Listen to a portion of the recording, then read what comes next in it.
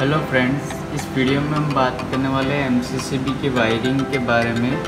तो फ्रेंड्स, यहाँ पे आप देख सकते हो कि ये जो आगे से आ रही है मेन बस बार आ रही है, ठीक है फ्रेंड्स, और यहाँ पे आगे लोड पे लिंक हो रहा है।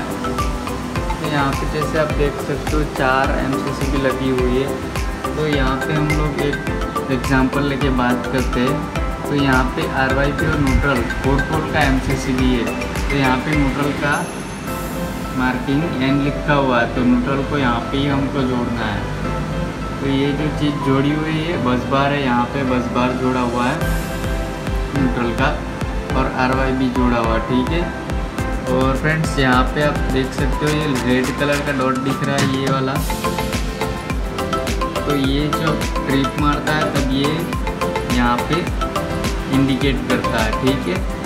और बाकी फ्रेंड यहाँ पे इसका स्पेसिफिकेशन दिया गया है, और इसका ये शॉर्ट सर्किट और ओवरलोडेड के ट्रिप के सिंबल दिया गया है, जिसका मतलब ये इसके अंदर क्या हमको फंक्शन मिल रहा है। बाकी यहाँ पे बड़े आइसोलेटर भी आते हैं, तो इसलिए हमको ये चीज़ देखना बहुत ज़रूरी है, ये इसके अंदर क्या क्या हमको फंक्शन मिल रहा है। और फ्रेंड्स, यहाँ पे कुछ ये स्पेसिफिकेशंस है और कंपनी का नाम सब मॉडल नंबर लिखा हुआ है। तो ये स्नाइडर का MCCB है, ठीक है फ्रेंड्स।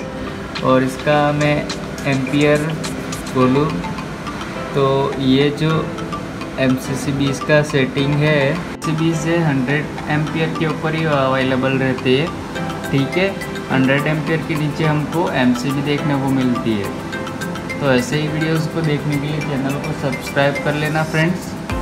तो धन्यवाद, अगले वीडियो में मिलते हैं।